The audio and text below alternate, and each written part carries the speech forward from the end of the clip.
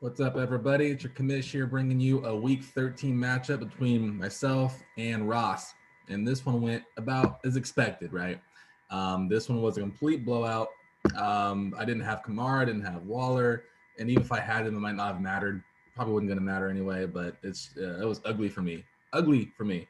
So I continue on my losing streak here, which sucks, but Ross keeps rolling and clinched #1 seed on top of that. So let's look and see what's going on, how this all unfolded. Dak Prescott got me only 13.22 points on Thursday Night Football. I definitely need to get off to a hot start. That definitely didn't happen. Prescott only gave me 13.22. Had 238, one touchdown, one pick. Very, very average numbers for fantasy. So that just was not going to get it done.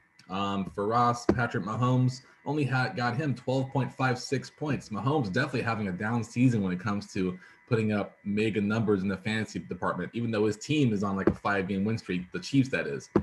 But very down week here from Mahomes. Austin Eckler got me 14.9 points despite not being able to hold on to the football all game long. Lost 2 fumbles, which was shocking. Usually he's pretty sure-handed and holds onto the ball, but this was a rough one. He had 14 carries, 59 yards, 1 TD, caught 5 passes for 45 yards, but lost 2 fumbles. So his touchdown definitely made his stats a little bit better, but without the touchdown, it would have been an ugly, ugly day for Mr. Eckler.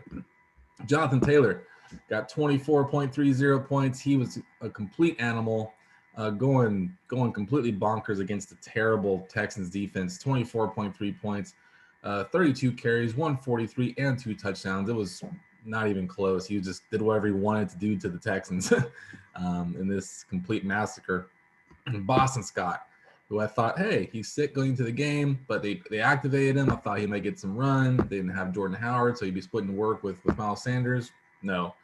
Miles Sanders got all the work, while Boston Scott got 0 touches. Got me a big fat goose egg, 0.0. That was sad to see in a week where I didn't really have much of a chance. It would have been nice to have seen I had some players show out well, but Scott definitely was not that. Leonard Fournette, regular season Lenny, looking like the better version of playoff Lenny here this season. 18.7 points, 13 carries, 44 yards. Also had 7 catches for 48 yards and the TD. He's become Tom Brady's favorite running back, all-around running back. He catches passes, not just runs it. So, he's a dual threat running back here. I never thought of Fournette that way back in his Jacksonville days. He was like this big, tall thumper, but he's evolved into a nice back. I don't know if it's a Tom Brady effect or what, but Fournette's definitely looking like the first round pick that he was drafted to be when now he's in Tampa. So good for him. Amari Cooper playing first game back from COVID, didn't really have a lot of action. Caught both of his targets for 41 yards. Caught a deep pass, and that was really much it for this whole day. So hopefully he gets healthy for me, because that was rough. I got no help from him or the Cowboys. I got some help from Michael Gallup. I'll talk about in a second. But Cooper Kupp, 22.9 points, continuing his record-setting pace here. I think he's on pace to at least tie or surpass Megatron for most receiving yards in the season, and that's even in a 16-game season. So even with the additional game, he would still have broken it if it was still the old 16-game schedule, which is pretty wild to think about, because Cooper Kupp has been burning it up. And Michael Gallup got me 12.10 points. He was the only bright spot there for the Cowboys on my roster.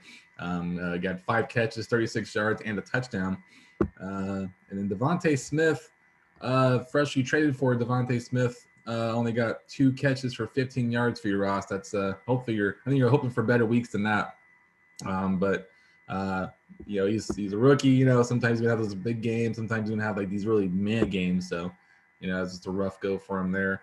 Foster Moreau, who I thought was gonna really put up a nice stat line there with Waller out, just did not happen. Only had 1 catch for 34 yards. He got targeted in the red zone, but I think he dropped it or got knocked away, or it would have made his numbers look a lot better. But definitely a rough go there for Foster Moreau. Just was not meant to be for my roster this week. Rob Gronkowski looking like the Gronk of old. He's turned back the clock of time. I think just playing with Tom Brady. I think he's giving him some of that rejuvenation juice he drinks with the kale blended purees. You know, it's pretty wild. The Gronk looks like he's 25 again. 4 catches, 58 yards, and 2 touchdowns. You know, every time he caught the ball, it was like a touchdown. So, which sucks for me. But Ross, that's fantastic for you going forward.